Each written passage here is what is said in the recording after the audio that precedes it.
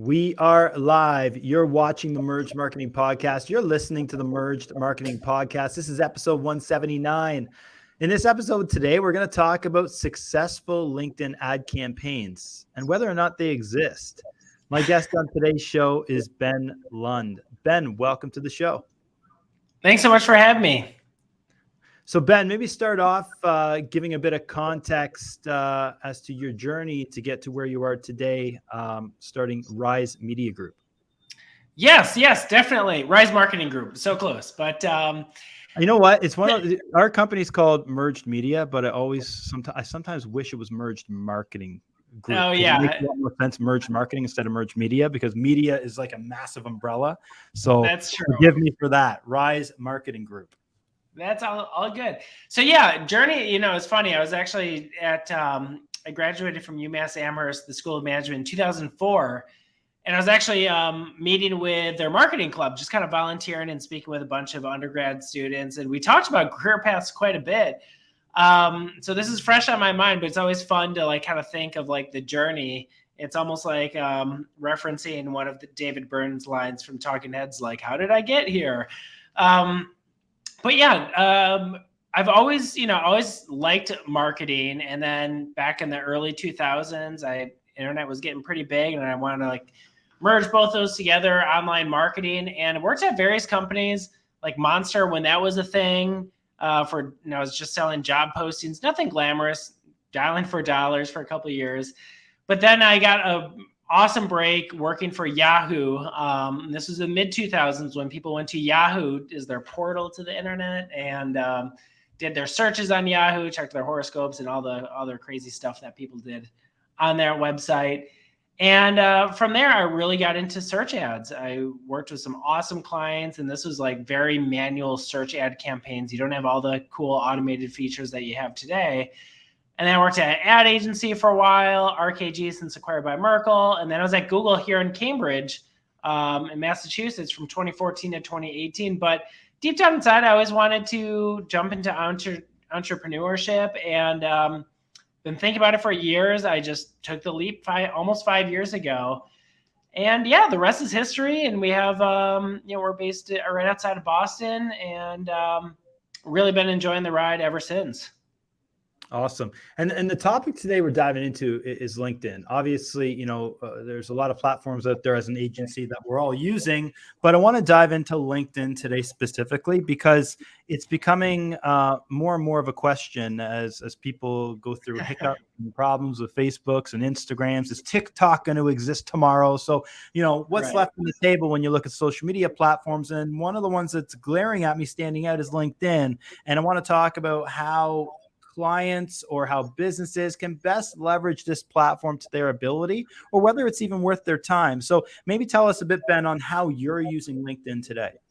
Yeah. And even before I get into that, like LinkedIn is such an interesting platform because for B2B, I mean, all professionals for the most part, and every industry will vary a little bit, they're on LinkedIn. That's their social media platform. They check it out for updates and news and things like that. And so LinkedIn has this kind of golden carrots, like they have that B2B audience, and then you can target any which way that you want by industry, company, revenue, title, all that good stuff. But then the question is, like, is it successful? And can get a little pricey, but how we use LinkedIn, it really depends on our client goals. Now, if our client goals like, Ben, I want efficient conversions, unfortunately, I'm just going to say LinkedIn may not be the right channel for you. LinkedIn is very much an awareness and consideration type of a play. Maybe good old-fashioned Google ads might be better. So for LinkedIn, it really depends on their goals. Awareness, consideration, LinkedIn can do excellent and get in front of the right people. If you're very conversion focused, there's a bunch of different campaigns that you can test. Some of the ones that we've had some success with are more like lead gen type ad campaigns, or even most recently, LinkedIn added document ads, which have been pretty good. Now, it's really great at getting that contact information, but following up with these leads, are they true leads? That is debatable. But LinkedIn, that I think that question marks is still very relevant, but but it really depends on what the client goals are. And if the client's like, I want super efficient conversions, I'm going to say LinkedIn may not be the channel for you. Let's start off with some other ones. So yeah. Yeah, I think you hit the nail on the head there when you said the cost is it can be high, and case in point, I mean, you got to think about it. Like the pool of people on LinkedIn is not the same pool of people that's on Facebook and Instagram. It's much smaller, and if you try running any sort of paid ads on LinkedIn, you're going to want to shut them off on Friday at 5 p.m. because nobody's checking their LinkedIn on weekends. But LinkedIn will happily take your money if you want to spend your money on weekends. Yep. But I think you're right. It is really for that top of funnel kind of awareness and consideration. I think is one of the best plays if you're running paid ads on the platform. Lead generation or conversions can definitely be pricier. Are you seeing specific industries, Ben, that have been working better than others on LinkedIn? Not really any particular industries. I think it really just comes down to the goals and answering the question of like, is their audience on LinkedIn? So for example, we work with a couple of food-based clients and they want to get into like restaurants and kind of like the hospitality industry. And, for restaurant owners, chefs and things like that, I don't know if they're necessarily on LinkedIn all the time. I think that might be a different beast, but I think before you launch any type of campaign, you have to ask yourself, is my audience on LinkedIn? And then you're right. And then also adapt to their behavior. So for example, you had a really great example, like maybe shutting down those campaigns Friday at 5, and LinkedIn is not as sophisticated as other ad platforms like a Google, where you can't do ad scheduling and be like, okay, let's nix the morning hours. Let's just serve from 9 a.m. to 5 p.m. And even their automated bidding, I mean, they really don't have much of an automated bidding, which is unfortunate. They're starting to move into that direction. So it's very much a manual media buy. And you just have to think of where your audience is. And in the LinkedIn campaign builder, it will give you insights in terms of how large your addressable audience is to see, are they even addressable in LinkedIn? Yeah, it's I find with LinkedIn, it's more as like kind of like Facebook and Instagram in the way where you don't want to narrow down that targeting too much because you're going to be spending a lot more money than you want to. Yeah.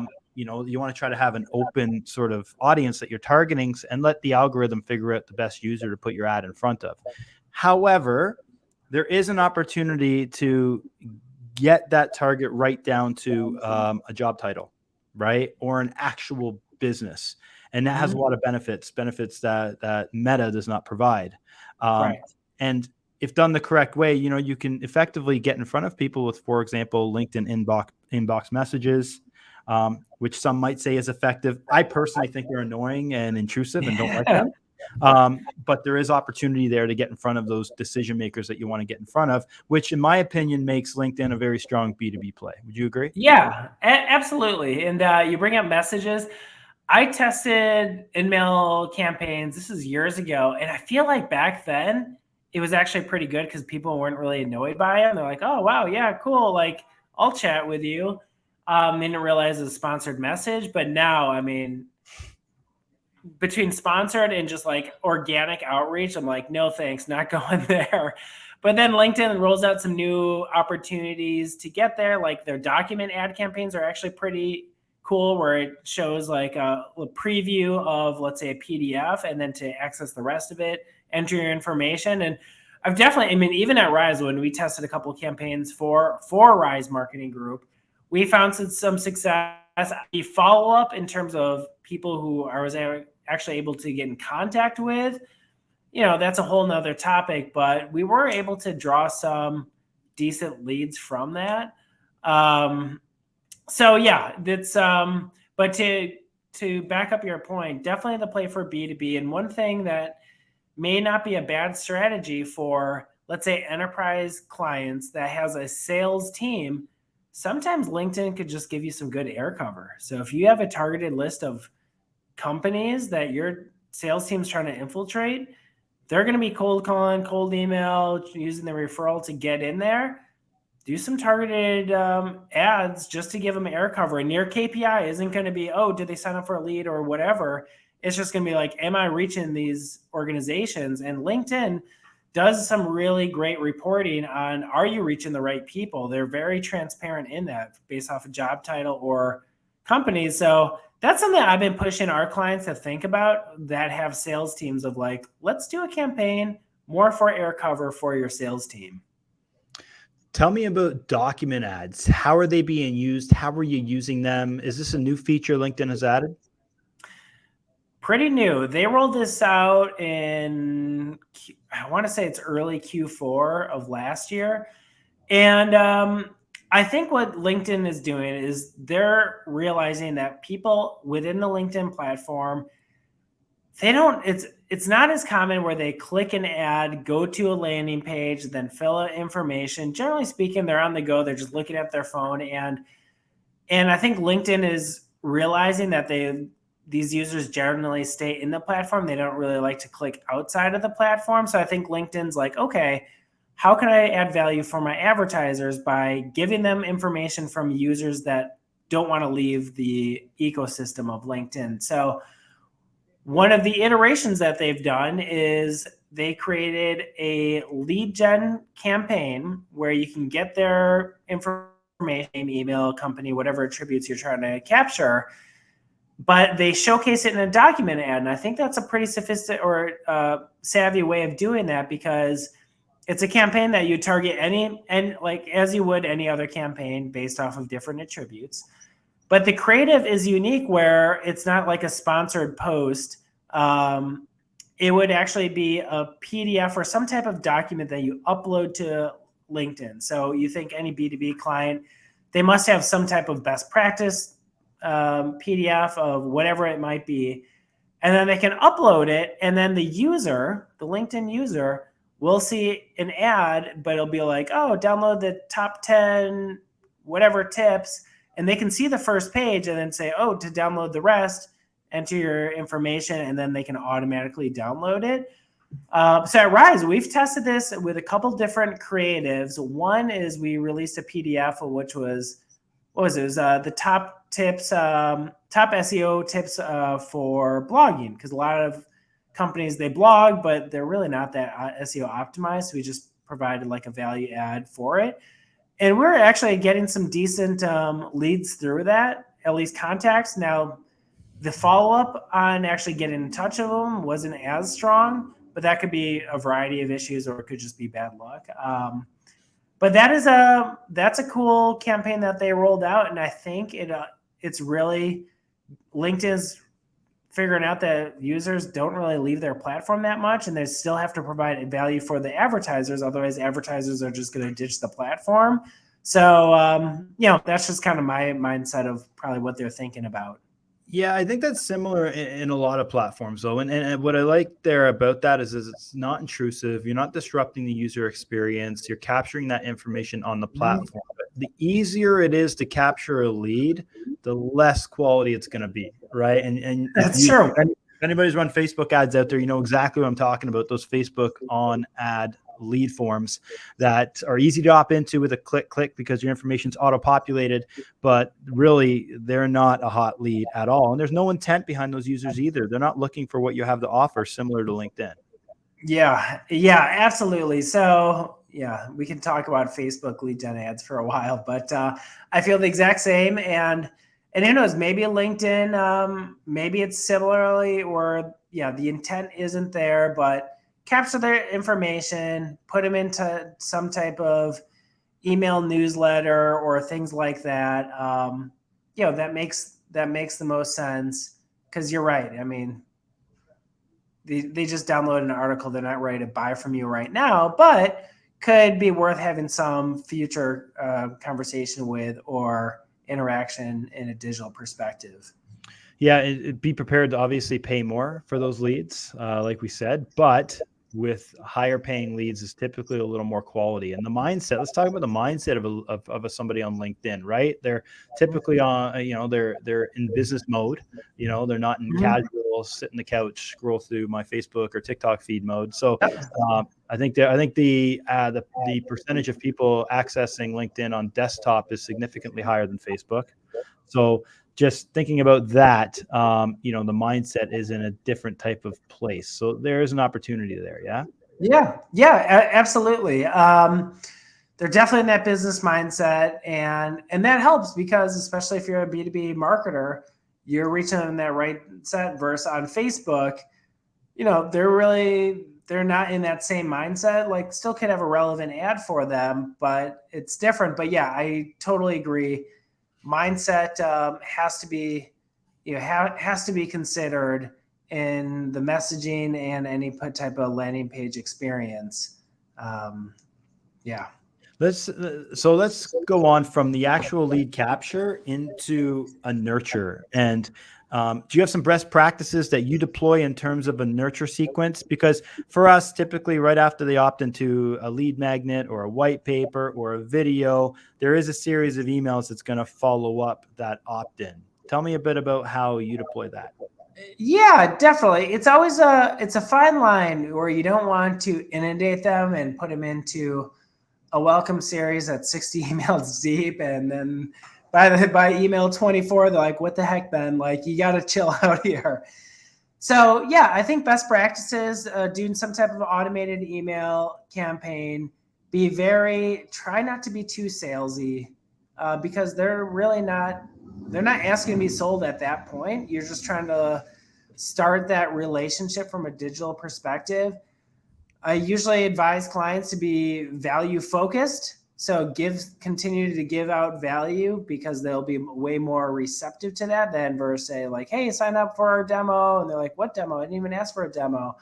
And then of course put in them, and then have like maybe 3-4 emails go out in some type of nurture series, and then throw them into your newsletter that you send out maybe every month or something like that. And of course, always be very full disclosure on your email marketing and opt-out procedures and things like that, because you never want to force a relationship or just like stick someone into a funnel that they didn't ask for. But I think it's just best practices to always be considerate and think of yourself, or put yourself in the user's perspective, what makes the most sense, and try to provide some good value, knowing that they're not going to sign up with you today, tomorrow, or the next week, or even maybe next quarter, but you're building up the brand, and you're building up that awareness of your company. And eventually, if they have a need, maybe they'll reach out to you. Yeah, I think that's important. The point you bring up about not selling through that nurture initially, right? Like, just think about that journey, right? Somebody opts in for a lead magnet on top 5 ways to sell a house in real estate. Next thing you know, they're getting inundated with, "Hey, I'm the sales guy, by the way." You know what I mean? Like, "Hey, let's have a consultation." Never works, especially putting in a Calendly link in one of those follow-up emails. Never works. Yep. So it's really an opportunity to get somebody to know, like, and trust you through that email journey. And take it as an opportunity to just provide that value, inundate them with the value and the education, because really that's what they want in the first place when they opt into your lead magnet, for example. Yeah, totally. And then in something that you can test out, which something that you can test out if you are like, well, if they're like, "Ben, well, I don't care what you say, I really need customers tomorrow, and I want to like focus on LinkedIn and not less of awareness play or filling up like the upper funnel," you can do some more direct messaging. But one thing that I've seen work is having a strong offer with that. So say sign up, and this could be in the ad, like sign up for free consultation. Who cares about that? People don't care. But what I have seen some folks do, some B2B advertisers with work, and that they'll like, "Hey, no commitment, sign up for a demo. We're going to give you a $100 Amazon gift card," or something like that. And then sometimes that can pique an interest, maybe for the wrong reasons, maybe not. But that's just something that I think is worth exploring down the road, where you're like, "Hey, let's chat. If it's not a fit, it's not a fit, but I value your time and try this. I don't know if you've ever seen that in play, but I've heard about that a few times. So worth a note. I think something else. I mean, there's platforms out there as well that integrate with LinkedIn in terms of doing automation and automated messages. But as you said earlier in the show, it's like people are numb to it. So you got to be careful and make it seem as authentic as possible. A platform out there, specifically Salesflow, which I've had experience with, where you set up all the automations and you build your connections, and then you put them through that process of potentially becoming a lead somehow, some way. But you can use those, but like I said, just be wary because you don't want to seem like a bit of a spammer, right? Yeah, totally. And the B2B audiences that folks are going after, oftentimes it's a very niche audience based off of the business, and you don't want to upset all of your potential clients. So depending on how large your addressable audience is. 100%. Awesome, Ben. Before we take off here, I want our audience to know the best way for them to get in touch with you if they have any questions. Yeah, definitely. Check us out, Rise Marketing Group, risemkg.com. Definitely do a fair amount of LinkedIn advertising, but again, it has to align with clients' goals. And I feel like we do a really great job of setting expectations. Never want to oversell. I mean, usually it's the other way around where I'm putting a ton of caution to them, like, hey, LinkedIn's expensive. Yes, your audience is there, but let's think about your goals and the best way to do this. But if anyone wants to chat further about that, more than happy to set up some time. Awesome. Ben, we end every episode with the same question. That question is this: if you could choose one person, dead or alive, to represent your brand, who would it be and why? Oh my gosh. That is yowzer. That's a big question. I should have thought about this or gave it some thought in advance. I can't answer that, but I will throw it out there. Some person who is very much data driven, because that at the end of the day, that's driving future strategy. We launch every campaign based off of best class marketing acumen, all the best practices, but at the end of the day, the data is going to let you know what's working, what's not, and data never lies, and that's really what fuels our future. So I apologize. I might have to think about this one for a little bit, and maybe we can add to this down the road. You know what? This is episode 179, and I've never let somebody off the hook without giving a name. So I'm gonna have to put down Ben Lund. Okay, there we go. We have had a couple people pick themselves, which is totally cool. Okay, yeah, and believe me, I don't have a big ego, so that wasn't my first choice. But I got to think about this. I apologize for that. I look forward to your follow-up email. Awesome, Ben. Thank you so much for your time. I really appreciate it. Thank you.